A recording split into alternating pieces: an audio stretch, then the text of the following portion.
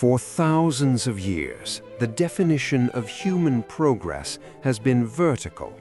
To show power, we build up, from the Great Pyramids of Giza to the Empire State Building, and now the Burj Khalifa. Our ambition has always been to touch the sky. We equate height with success. We want the penthouse view. We want to look down on the world. But we have hit a ceiling.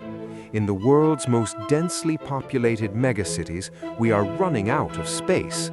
We cannot build out because of urban sprawl. We cannot build up because of historic preservation laws and airspace restrictions. We are trapped in a gridlock of our own making. But what if we have been looking in the wrong direction? What if the skyscraper of the future doesn't scrape the sky, but pierces the earth? This is the story of the Earthscraper. Imagine standing in the center of Mexico City's historic main square, the Zócalo. It is one of the largest plazas in the world, surrounded by a cathedral and a palace. You look down at your feet, and instead of concrete, you are standing on a massive sheet of reinforced glass. Beneath your boots, dropping 300 meters into the black earth, is a glowing, inverted pyramid, a 65-story city buried alive. This is not a bunker. It is not a subway station.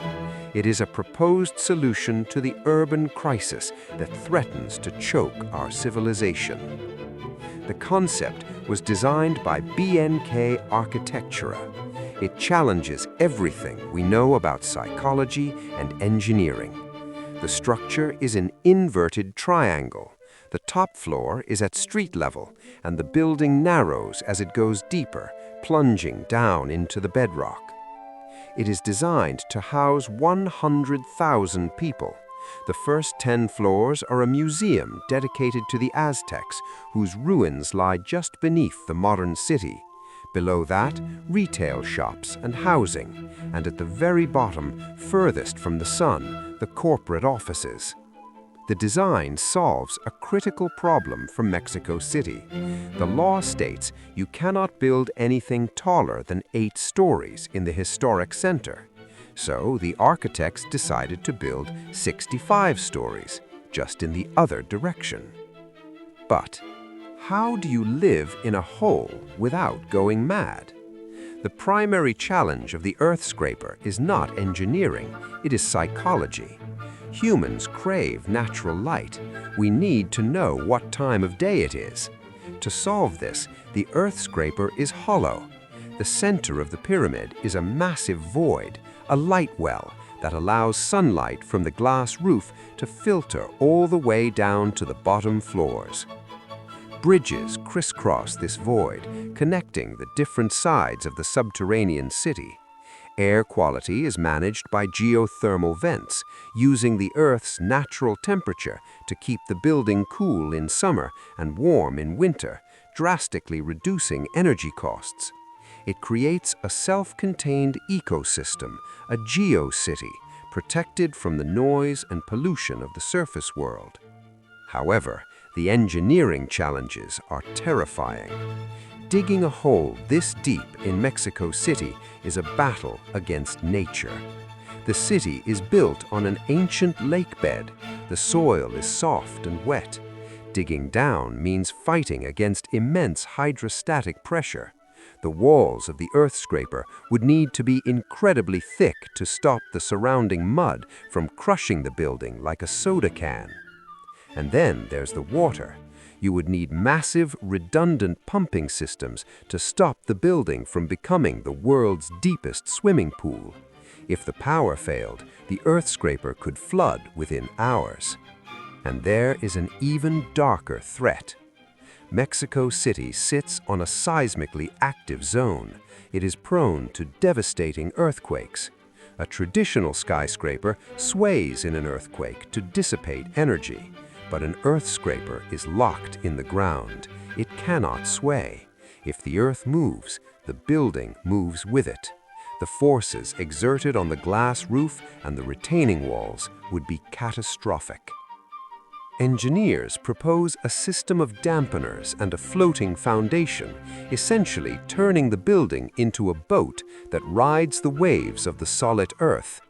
But the risk remains. Being trapped 60 stories underground during a major quake is a primal nightmare for anyone who has ever felt the ground shake. Despite the risks, the concept of the Earthscraper forces us to ask uncomfortable questions about our future. By 2050, 70% of the human population will live in cities. We are running out of room. If we want to preserve our history and our nature, we may have no choice but to go down. We already see this happening. In Singapore and Montreal, vast underground shopping networks and transit hubs are effectively mini-cities. The Earthscraper just takes this to its logical conclusion.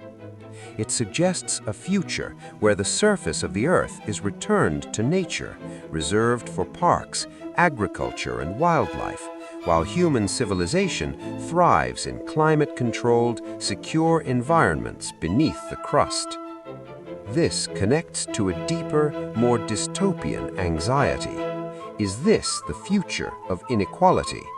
In science fiction, the rich usually live in the clouds and the poor live in the shadows. But in a world of heating climates where the surface temperature becomes unbearable, the cool, protected underground might become the new luxury. The Earthscraper flips the script. The rich might retreat into their secure subterranean bunkers, leaving the surface to scorch. Or perhaps it is the opposite.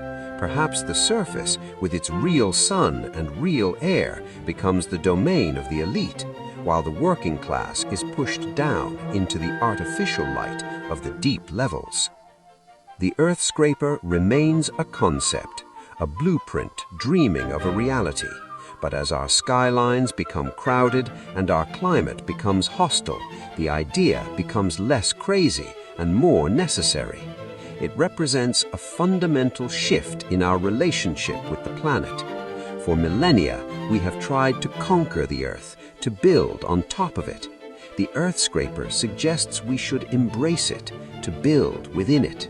It is a return to the cave, but a cave of glass and steel and light. So, would you do it? Could you wake up in the morning, 60 stories below the ground, look up at a glass ceiling and feel at home? Or is the sky something that we can never truly replace? The Earthscraper offers a solution to our space problem, but it might create a new problem for our souls. It is a masterpiece of engineering, but it might also be a monument to our own entrapment. Thank you for watching. If you enjoyed this deep dive into the future of architecture, make sure to like and subscribe for more facts and stories about the incredible world we live in.